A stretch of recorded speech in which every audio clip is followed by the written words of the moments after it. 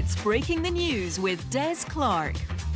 I am Des Clark, and this is Breaking the News, the show that breaks the week's news and asks four opinionated panellists to put it back together again. And joining me via the magic of modern technology all the way from Shetland is Marilyn Robertson, and in her team she's joined by funny man Mark Nelson, and facing them are stand-up Amy Matthews and comedian Billy Kirkwood. There we go, we're all here, yay! Hello! Right, in the news this week, Edinburgh's summer festivals will not be taking place this year due to concerns about the COVID-19 pandemic. With social distancing set to continue, performers have been left disappointed. As for many, putting on a show in Edinburgh would have been the ideal way to ensure nobody comes near you for a month. Too true, too soon. A woman is a dead ringer for the Wicked Witch of the West after she slapped on dodgy fake tan that turned her skin green. And a word of warning to anybody that's going to make fun of her: watch out, she'll get you and your little dog too. This is what it's got to, me doing Wizard of Oz impressions. A man in Ohio in the States used a cherry picker to visit his quarantined mum. The woman was very pleased to see her son, but wishes that he could have rescued her from the tree while he was up there. An actual true story. Right, you lot, are you up for breaking the news? Yes! There we go, let's do it. Let's crack on with round one.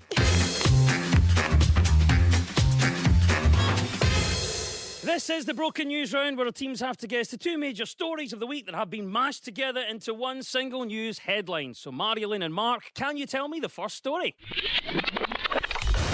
This morning, we're continuing our virtual lockdown, all of us having to stay in our houses apart for 1 hour. The Naked Scientist. 10 or 15 people in a room, it all feels wrong at the moment. No, not at all. No, I actually look forward to it. It's kind of weird because it's become a bit of a highlight of the day. Marilyn, I'll come to you first. What do you think might be our first story there? Oh, definitely the story is about the police with the lockdown trying to be consistent on who they give trouble to. And a lot of folk have said that the police have been overly strict. For instance, in the Peak District, they're sending drones out after folk to tell them to go home. But I have to say, I find the police have always been vigilant about everything. Because I remember a couple of years ago, I was walking down the roads, past one of those button pushers to cross the roads, and I just pushed the button because I like to push a good button. And I didn't cross the road. And then the local policeman came up to me and said, "Mary-Elaine, were you no needing to cross?" And that was me telt. Wow. Thank you to Hamish Macbeth for making a starring appearance in that story. Yes, it's the continued lockdown that we're all living with. Mark Nelson, what about you? We're, a week and a half or so into lockdown. How are you taking it, mate? It's been all right. Do you know what I mean? Like, it's incredible what you start defining as leisure wear now. Like, it's just, I literally will just get up and be pants all day. I don't know if you saw the guy down in England that was driving to pick up I think he'd bought something off eBay, and he had his wife in the boot. What? Yeah, he was buying like gym equipment, and he didn't have enough room, so he had to put the gym equipment in the back seat, and his wife was with him. So he put her in the boot, and then the police stopped him, asking him where he was. And then he realised that was the least of his worries, the fact that he was making a non-essential journey. The fact that he was kidnapping his own wife was probably going to get him more trouble. She didn't even know there was an outbreak. That's how he always tries to... Right, we're going to be cute in the boot. Right, Billy, I heard you chatting away in this then. So how are you coping, sir? What are we, 10 days or so into the lockdown? How's it affecting you? I've tried to do all the proactive stuff. I've tried to tidy up the house. I took up tiling, and I'll level with you, I have wrecked the top floor of our house, to be quite frank with you. There's so many misplaced squares in our bathroom. It looks like someone's taken a picture from the 80s with a Nokia phone. It's a mess. And in terms of you, Mark, what are you thinking? Any positives? What's the best thing about lockdown? My son has started taking a bath in the middle of the afternoon. He's got it into his routine now. I asked him today what he was doing, and he was just going for my midday bath, as if it's now a thing. But that's just, oh yeah, of course, how stupid of you, your midday bath. Laddie da around at the Nelson house wearing clothes. Amy, what about you then? Obviously, we're trying to look in the upside of all of this if we can. What's been the best thing about lockdown for you? I think it's been really wholesome, the sort of sense of community and this sort of sense of society coming together a bit. It's really nice. Except I went for my my one walk the other day, and there was a guy who'd left the house just to play the recorder to try and lift people's spirits. And what he'd forgotten was that he was playing a recorder, and I've never seen an angrier park of people in their honestly in my life. I love the fact that there's just a guy somewhere in a park alone with a recorder, which I think will actually be this year's Orange Walk. We can only hope. When it's all over, what's the first thing you're going to do, Billy? First of all, I'm going to buy curtains for the guy that lives in the house across the street. Because he might do his... Literally, I know every crevice in that man's body, and when he does his Joe Wicks workout at 10 o'clock every day. Yes, so it does continue the isolation and lockdown throughout Scotland. Frustrated fifers in West Weems chose to erect a visitors F off banner to keep people away during the COVID-19 lockdown. A town nearby had success stopping visitors there with a sign that simply said, "Welcome to Kirkcaldy." And now to you, Amy and Billy, what was the other story we were after? Is this the sort of experts having to be consulted and sort of doing their daily briefings and things?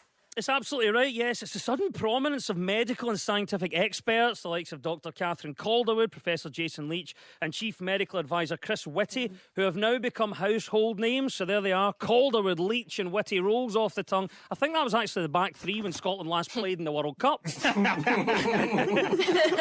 Amy, this is the thing. These experts are suddenly famous and they're appearing to many as being quite cool cult figures. Do you buy into this? Yeah. I mean, it's brilliant to actually hear from people who know what they're talking about instead of politicians. It's an absolute breath of fresh air. Margolin, are you into this? Are you watching the briefings? The experts are now suddenly cool? Hey, Des, I didn't spend 4 years studying archaeology to become kind of mediocre at my subject to learn that experts aren't cool. Those babes in time theme, I always used to have this daydream that, they would come and have a little dig in my back garden. And I started this internet vlog called Past Hub. Wow, I didn't know that your fantasy was going to be Tony Robinson in a trowel, but there you are. Not just Tony. Get everybody in that trench. Oh, I love this. So obviously we're talking about experts a lot at the moment. They're very prominent on radio and television. If you were to be an expert in anything, what would it be? Billy? Well, I think I'd like to be an expert in anything just as long as I can have a French accent, because then you get to do it with a sense of sneering and disdain. It's a, hello, my friends. Welcome to the press conference. So, Amy, have a think about this. The experts are cool. They're everywhere at the moment. What would you be an expert in? Oh, right. So, strap in. Because what I am technically an expert in, this is what I did my degrees in, is the following. The poetic kenophobic eye and its construction of surreal imagery in landscapes and contemporary poetry, and how poets reconcile imaginative and topographical space, which, in short, is why I'm currently not considered a key worker. And how has that contributed to your employment prospects as they stand? Well, I'm currently Skyping Des Clark in my bedroom in a crisis, so it's going pretty well. Margolin, what about you then? If you were to be an expert in something, what would it be? Well, on this panel, seeing as Farmer Jim isn't here, and that I have spent my entire life growing up on a croft, I believe, between us, I'm the expert in calving a sheep or lambing a cow or pulling an egg from a hen. Yeah. Pulling an egg. Pulling an egg. Is that how it's done? I don't think you pull How would you know, guys? Do you live on farms? Actually, no. Maybe it is. I just kind of thought that there was some consent from the hen in that, rather than you shoving it up.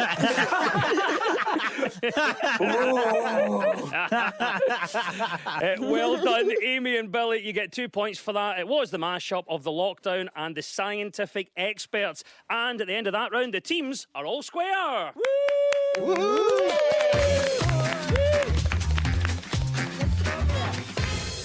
Now, so much of our news is about public opinion, so for this round we've gone out and found some people to comment on the news. And this week we spoke to friends of the programme, Jim Smith and Susie McCabe. So, Amy and Billy, what story do you think Jim is on about here? Of course, up here in Perthshire we're still using the pigeon and smoke signals, of course. It's quite handy.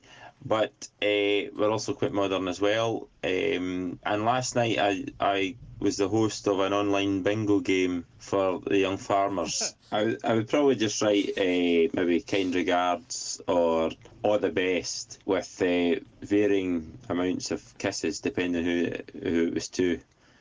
No kisses obviously if it was a business letter. That would just be weird. I think what Jim is talking about is how we're communicating just now. Would that be right? Yeah, you've nailed it. He gave a few clues in there. It is online communication. That's the answer. Dubbed the Zoom boom, as millions of us are taking to video conferencing to work from home or just keep up with our friends and family. Billy, all this with the lockdown and how we've been affected by what's going on, has it taught you or forced you into new ways to communicate? Well, certainly, I mean, I'm around the house, me and my wife, because the kids are home all the time because we're homeschooling and they're around all the time. And what we've had to do is try and mar our bad language a little bit. So what we've actually started doing is, because the other day I went out for a jog in some khaki sort of running shorts and a Ned shouted, "Ha, you mad Caramac!" So what we're doing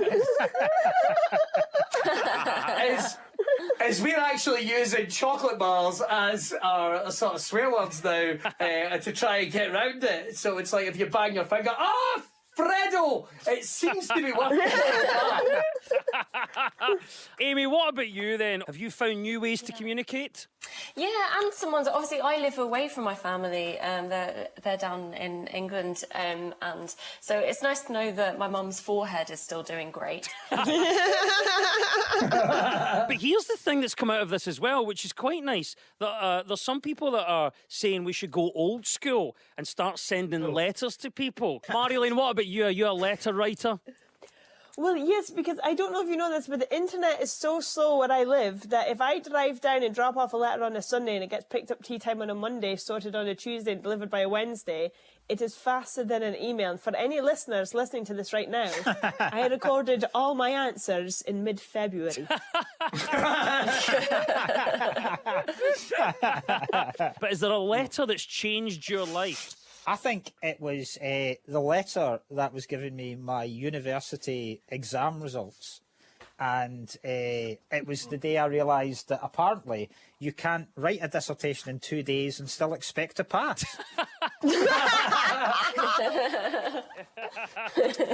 So that changed my life by going, time to think of another career. Stay in school, kids. Yeah, absolutely. Thumbs up. They can't stay in school. Well, not now. Communication is the right answer. Well done. 2 points go to Amy and Billy. Now to you, Marilyn and Mark. Here's our old pal, Susie McCabe. What is Susie talking about here? I think it's a really good stress release and it lets you be creative. There's no requirement for that ever. I don't need them on my telly. I wouldn't download or buy a DVD with them doing it. So, no. It's a no from me. Let's be having you. Where are you? Let's be having you.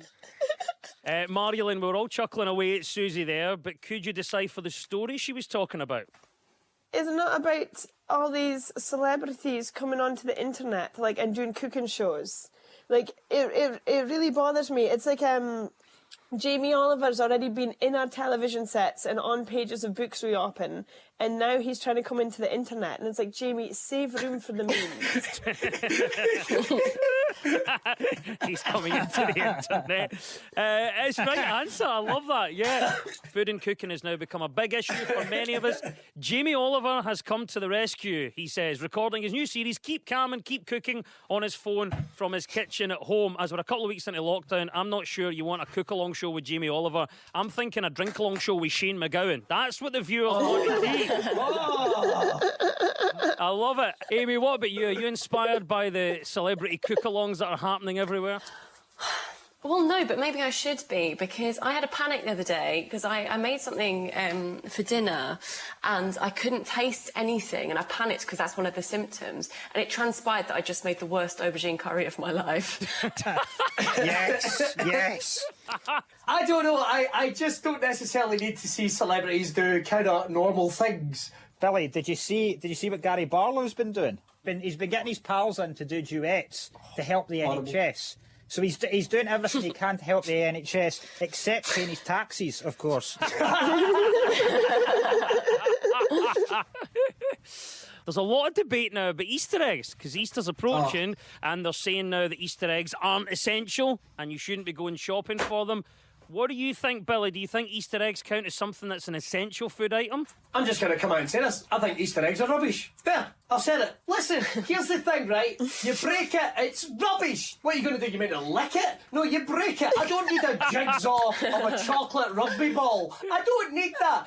Like, if you look at, like, the amount of space it's taken up on the shelf, like, the square footage of that would be on spareroom.com in Edinburgh for £500 a month. Mark, what's your take? Easter eggs, essential or not? What are you thinking? I think they're nice. I like Easter eggs, and it's very hard. It'd be very hard to explain to kids that the Easter Bunny was on lockdown as well. However, my daughter has had 2 teeth out this week, and we have been claiming that the Tooth Fairy is on lockdown, and it saved me a fortune. Well done, panellists. Great shout there. Yes, you correctly identified. We're talking food, specifically some cookery, cook-along shows that are appearing everywhere, including that on Channel 4 from Jamie Oliver. And while it is currently Jamie Oliver's cooking tips we're being encouraged to listen to, we don't need to worry too much, but we'll know things are getting serious when we're told to start taking tips on what to eat from Bear Grylls. Sad times ahead. Yes, food is the correct answer. 2 points go to Marilyn and Mark.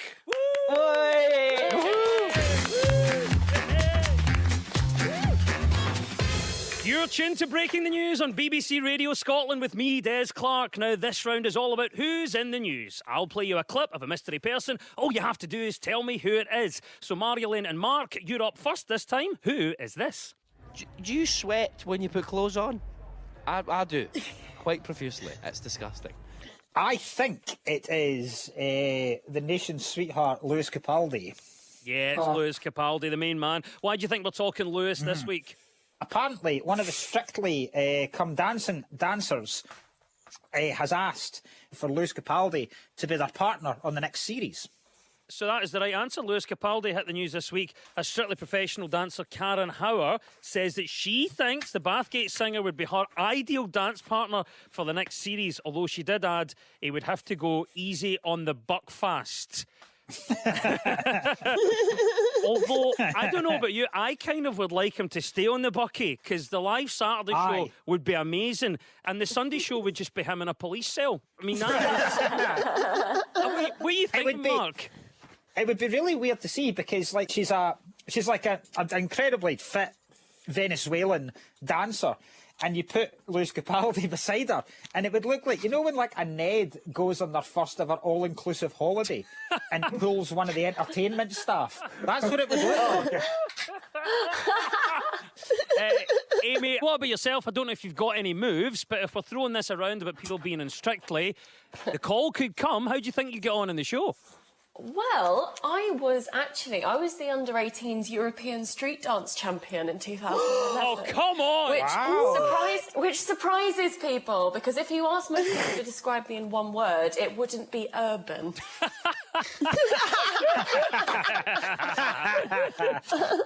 Marilyn, what about you? Have you got moves? Do you think you'd do well in Strictly if the call came? Well, if there was a Boston two-step, I would do the Shetland version and just knock everyone away. And literally, because I don't know about you folk, but I once went to a dance in Edinburgh and it comes to the Boston two-step and I just do the Shetland version, which involves turning around and kicking the air. And I absolutely knocked over the couple behind us when they ran into my leg, kicking the air. So I'm not allowed to go to Law Society balls anymore. If you were to invent a new reality show, what would it be? Billy. Right. Let's see. Big holes, little people. We will get very small people. We will put them in giant holes. How long will it take them to get out? You decide. Oh, wow. Amy, what about you? If you were to try and invent your own reality show, talk us through it. It's like the royals doing normal people stuff, just like going shopping. I'd absolutely watch that. You know, like someone would be like, oh, Andrex cotton quilts. I've got a cousin called that. Just something fun. Seeing the Queenie trying seeing the Queen try and haul 20 corgis down the frozen aisle of Tesco. I think it'd be brilliant. Marielyn, let's open up inside your head and think about a reality show you would like to see made. What would it be? Well, what you do is you get the casts from other shows and you make them behave in character but in other settings. So, for example, I would hack the street from Coronation Street, but running the pub, you've got all the cast from In the Night Garden.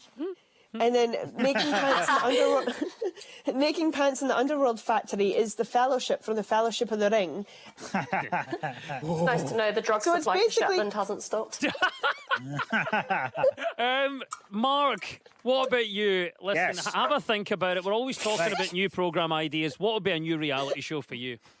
So, I'm a celebrity. You keep it as it is, but one of the celebrities is the Predator. Take my money, Mr. Wilson. Yes, 2 points to Marielyn and Mark. That was Lewis Capaldi. And to you now, Amy and Billy, it's your turn. Who is this and why are they in the news? Some of the quotations are just nuggets of sheer lunacy and beauty that you've got to quote. That's my Auntie Jo, J.K. Rowling. She has been in the news because she has gotten a tattoo. Absolutely right. It is the news that J.K. Rowling has got a tattoo, but not a Harry Potter one. She says that would be weird and ridiculous. Instead, the author has got the phrase dissolve and coagulate written in Latin on her wrist. Now, here's the thing. Fans believe it's a coded reference taken from the first Harry Potter book, but dissolve and coagulate is actually step 3 on the instructions for how to make Bisto. So the truth has been revealed. What do you think then, Amy? First of all, surprised that J.K. Rowling's got a tattoo and more surprised that it's maybe not an obvious Harry Potter one. Yeah, well, her whole reason that she didn't get a Harry Potter tattoo was that she found, she was like, it's really self-indulgent or whatever. And I do kind of get that point. It's like when comics put their own Fringe posters up in the lounge. Like, we've all done it, but it doesn't count. Ouch. Yeah, I've done that. Billy, you're an expert in tattoos. You've done various shows on it and spoken to a lot of people that have had tattoos. What's your favourite one, Billy? I've always wanted to ask you that. I've got a couple of favourites. I would say I've got the Black Wolf from Fantastic Mr. Fox in the back of my hand, along with my 3 foxes, which is my sons. I've got a Star Wars tattoo because my dad was a big fan of Star Wars and my mum was Chewbacca. So that's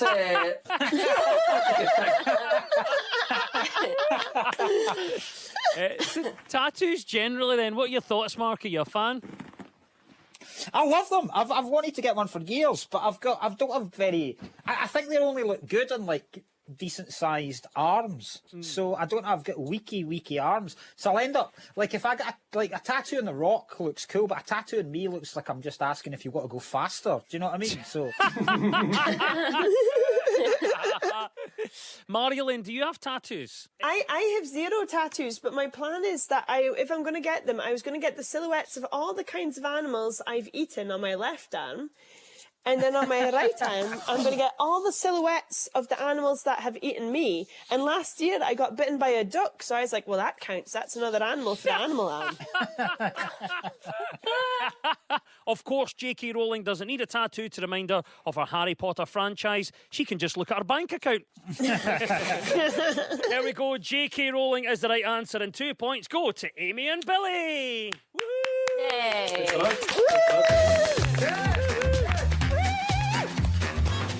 And so it's time now for our final quickfire round, which is all about deciphering the numbers in the news. I'll read out a headline. All the teams have to do is fill in the blanks. So get ready, teams. When we run out of time, you'll hear this. Occasional diva tendencies. That's Brian Burnett there saying the words that he would have tattooed on his arm when he next goes to the tattoo parlour. So here we go. A pensioner has been reunited with what he lost 20 years ago. His wife after he moved the couch. That's brilliant. A pensioner has been reunited with what he lost 20 years ago. His Nokia 3310 still fully charged and with 37p of credit. Playing the longest game of Snake ever. That's genius. A pensioner has been reunited with what he lost 20 years ago. His Now 7 cassette tape. Oh, Now 7. Yes. All the top hits. Just an hour of Peter Andre. Brilliant. A pensioner has been reunited with what he lost 20 years ago. His VHS collection of Dad's Army, and he now needs you to transfer it onto DVD.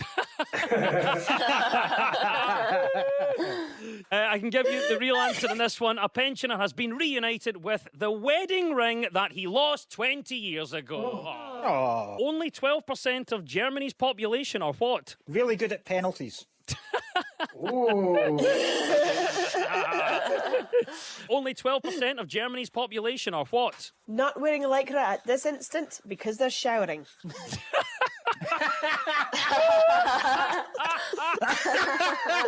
Only 12% of Germany's population are what? Secretly French!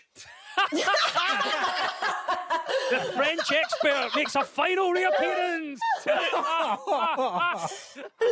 I can give you the actual answer in that one. Only 12% of Germany's population are children. Occasional diva tendencies. There we go. That is the klaxon. That means Brian has Burnetted. It's the end of the quiz. And our winners this week are Amy Matthews and Billy Kirkwood.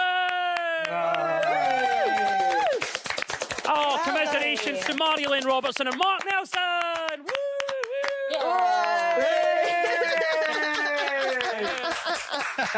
And we'll leave you with the breaking news just in.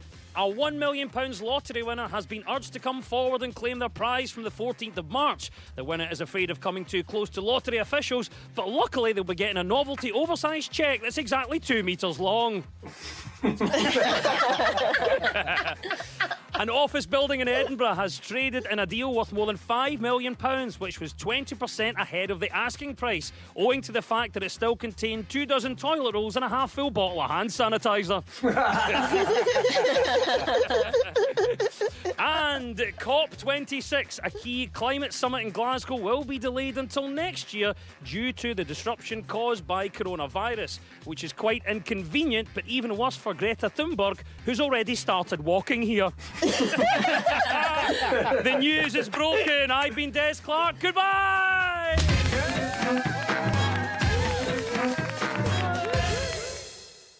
Excuse me, may I have your attention, please? I am not nobody. My name is Slim